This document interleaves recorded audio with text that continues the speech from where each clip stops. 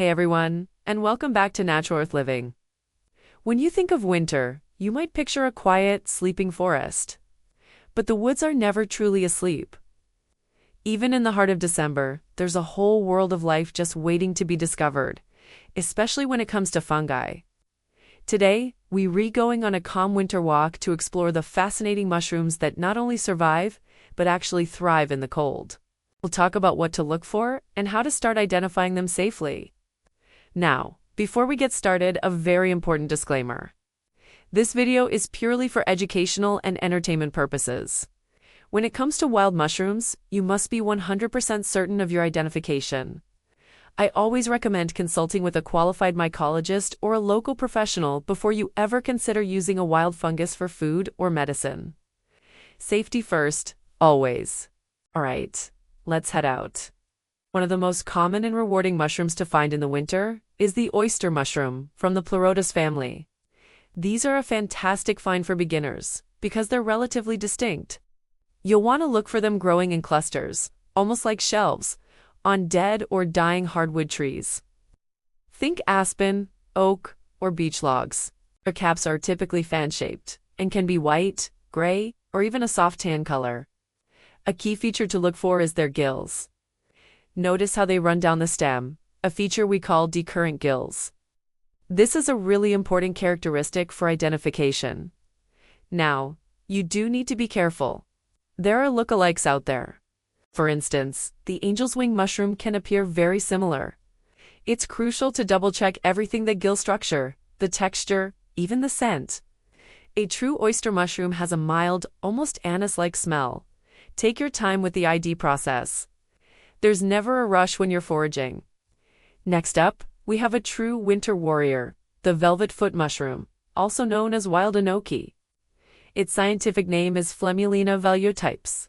This is one of the few incredible mushrooms that can actually fruit right through freezing temperatures. You'll find them growing in dense clusters on dead hardwood, just like oysters.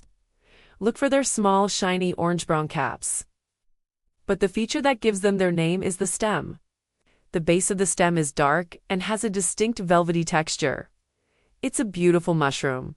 However, and this is a big however, the velvet foot has a very dangerous lookalike called the deadly Galerina.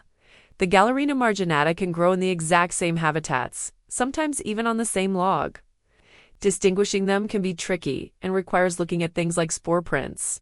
Because the risk is so high, I strongly recommend treating the velvet foot as a look but do UNT pick mushroom, unless you are extremely experienced or with an expert who can confirm its identity without a shadow of a doubt. It's a great one to learn and observe, but not one to take chances with. Let's move on to a classic winter sight, the turkey tail mushroom, or Tremitz versicolor. This is a type of bracket fungus, and you've probably seen it a million times without even realizing what it was. They grow on dead wood all over the place. What makes them so recognizable are the beautiful, colorful, concentric bands on their caps. You'll see shades of tan, gray, brown, sometimes even blues and greens, all fanning out like a turkey's tail. The key to identifying a true turkey tail is to flip it over. The underside should be a whitish color and covered in tiny bacillopores. It shouldn't have gills. The texture is another clue. They're thin, leathery, and tough. While some people use them to make tea, turkey tails are more often used as a fantastic learning tool. They're perfect for teaching yourself the difference between pores and gills and getting familiar with bracket fungi. Now for a splash of color on a dreary winter day, which is butter. This one is part of the Tremella genus, and it's just plain fun to find. Look for these bright yellow or orange gelatinous blobs growing on fallen branches and dead hardwood. They have a jelly-like squishy texture when they're moist. After a dry spell, they can shrivel up and look like little orange crusts, but they'll rehydrate and puff back up after a rain. While it's more of a forest curiosity than a prime edible, it's a cheerful and unmistakable sign of life in the cold. It's one of those finds that just makes you smile. Another fascinating jelly fungus you can find in the cold season is the wood ear, from the Auricularia family. As the name suggests, these really do look like little brown, rubbery ears growing on wood, especially on elder trees. They have a unique, slightly translucent appearance and a firm, rubbery texture.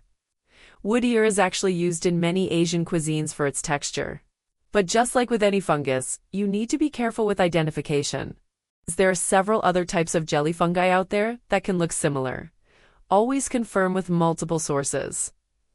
While we're talking about winter fungi on trees, we have to mention chaga.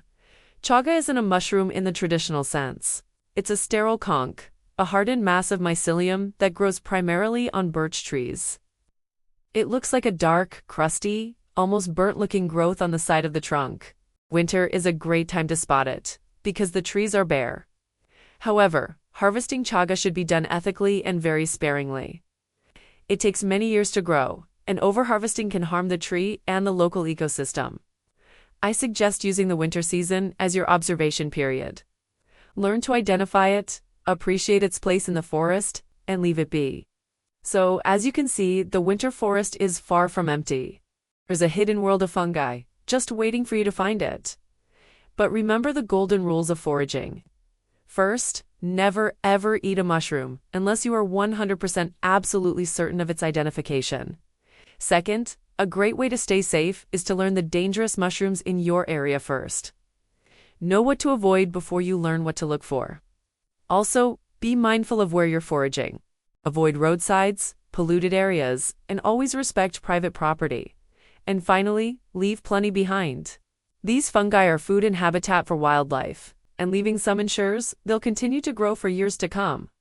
From oyster mushrooms clinging to logs, to the colorful fans of turkey tail decorating a stump, and the bright glow of witch's butter on a cold branch, there's so much life to see.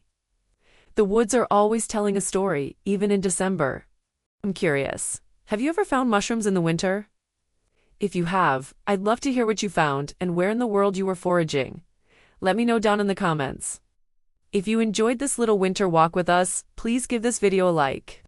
Subscribe to Natural Earth Living, and don't forget to hit that notification bell so you won't miss our next foraging adventure. Thanks for watching, and see you next time.